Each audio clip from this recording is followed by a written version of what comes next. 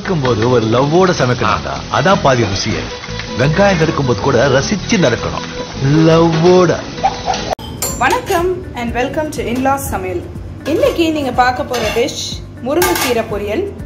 இது எப்படி செய்யுது, இதுக்கு என்ன இன்கிரீடியன்ஸ் தேவைன்னு பார்க்கலாம் வாங்க. வணக்கம்ங்க.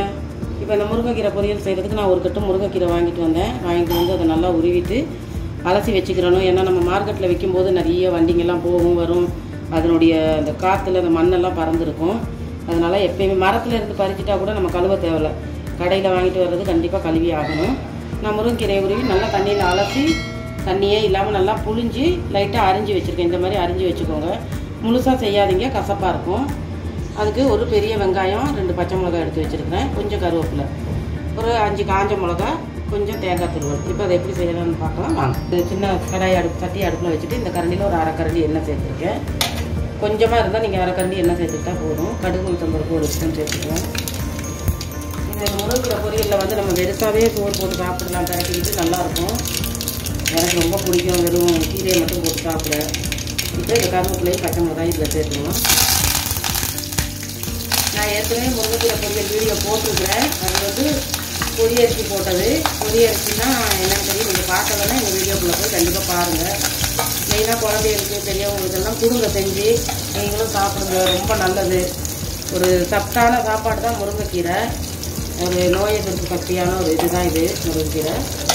இப்போ இந்த காஞ்ச மிளகாயும் சேர்த்துருவோம்.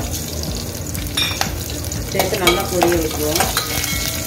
பொரியரிசி வீடியோ வந்து நம்ம அரிசி இருக்குல்ல, சாப்பாட்டு அரிசி எடுத்து ஒரு கடாயில் நல்லா பொடி பருவெல்லாம் வறுத்துக்கிடணும். அதிலே 2 காஞ்ச மிளகாய் சேர்த்துக்கோங்க. இப்போ நல்லா பொரிஞ்சிருச்சு. இப்போ ஒரு வெங்காயம் கட் பண்ணிட்டு அதையும் போட்டுருவோம்.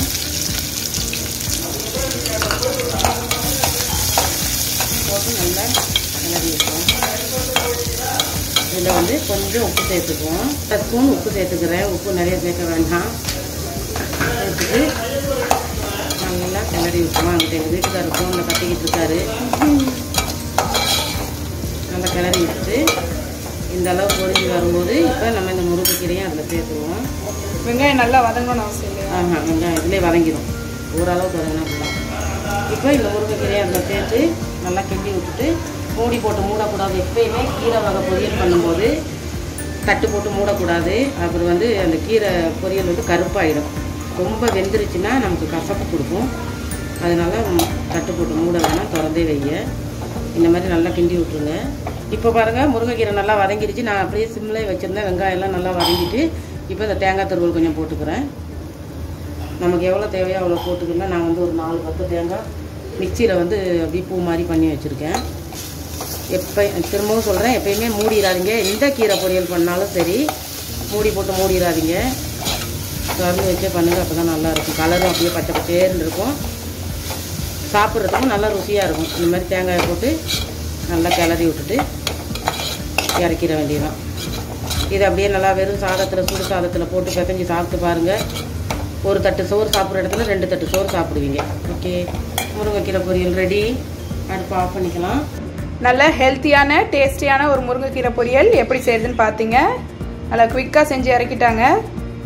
ரொம்ப ஹெல்த்தியான டிஷ். குழந்தைங்களை சாப்பிட வைங்க, அவங்க வயிற்றுக்கும் சரி, அந்த பூச்சி வகைகள் அந்த மாதிரி இருக்கிற குழந்தைங்களுக்குலாம் வந்து மோஷன் ஆகாத குழந்தைங்க எல்லாத்துக்குமே வந்து இந்த முருங்கைக்கீரை வந்து ரொம்ப ஹெல்த்தியான ஒரு டிஷ். நிச்சயமாக இதை செஞ்சு பாருங்கள். செஞ்சுட்டு சாப்பிட்டு எப்படி இருந்ததுன்னு சொல்லுங்கள். இன்லாஸ் சமையலுக்கு தொடர்ந்து உங்கள் ஆதரவை கொடுங்க, சப்போர்ட் பண்ணுங்கள், சப்ஸ்கிரைப் பண்ணுங்கள்.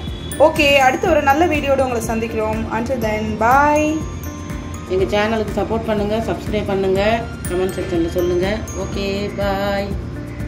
சமைக்கும்போது ஒரு லவ்வோட சமைக்கணும்டா. அதான் பாதி ருசியே. வெங்காயம் நறுக்கும்போது கூட ரசிச்சு நடக்கணும், லவ்வோட.